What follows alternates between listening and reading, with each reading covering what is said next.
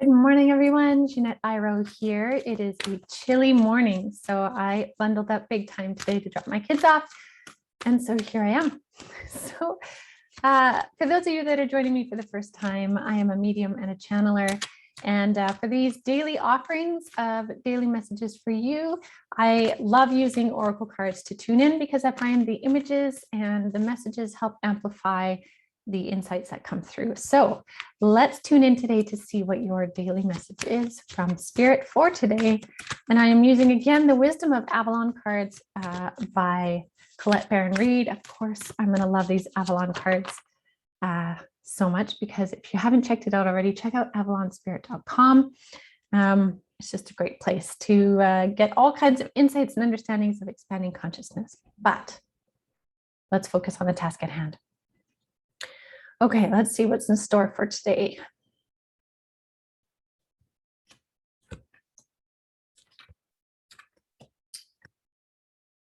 Ooh, very interesting. Okay, so the first one we have is the Serpent, which is an amazing card. Second one is the Fire Fairy, and then followed by the Water Fairy. So I love this message. This is really great. So I have been getting a ton of insight from my guides about the serpentine energies that are coming onto the planet, that are reawakening onto the planet. Now, these are energies of knowledge that used to be very available and higher. It's almost like surfacing, right? Like when something surfaces in the water, then you can just grab it. If it's too far down, you can't.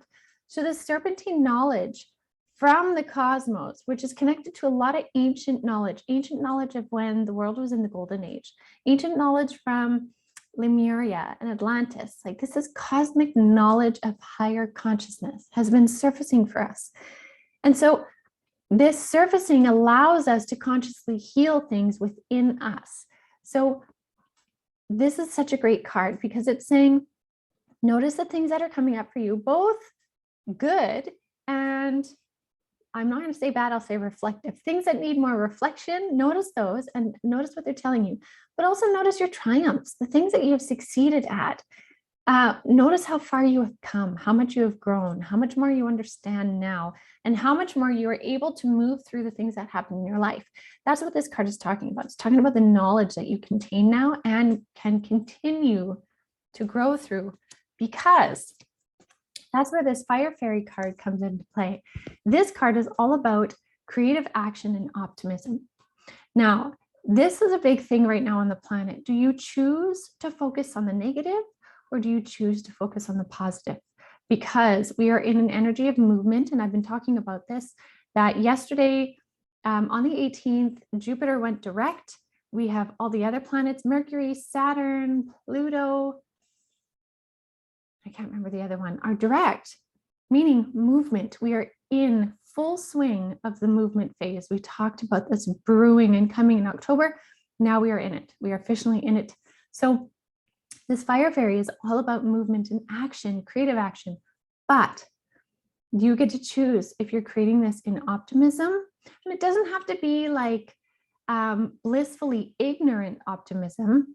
I mean, there can be a healthy dose of your perceived reality, but it's consciously choosing. Do you want to look at the bright side? Do you want to see the value of everything happening to you? Or do you just want to sit in a victim energy of why me, why me?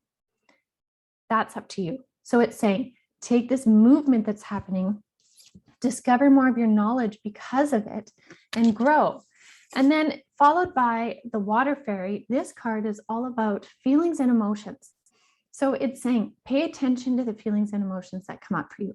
Notice them, like I said, right? We can learn so much through our emotions when we don't push them away, both good and bad. And I say this because sometimes, we get so used to digging up through the bad emotions, the tough ones, the anger, the jealousy, the resentment, whatever it may be. We forget to really settle or celebrate the good ones. We need to equally celebrate when we feel joy, celebrate when we feel happiness or accomplishment, or like we've done something really good, or the feeling of when you help somebody and you feel good about it, revel in it. That doesn't mean you're egotistical. That means you're feeling the vibes of a good thing you did. And why wouldn't you feel good about it and let it energize you throughout the whole day. Choose your thoughts and emotions. Choose what you're doing with them. Notice what they're telling you. They will help you to know if you are on track with your alignment or not. So this is a beautiful reading today. I'm just going to actually, my guides are telling me to pull one more. So let me just pull one more here.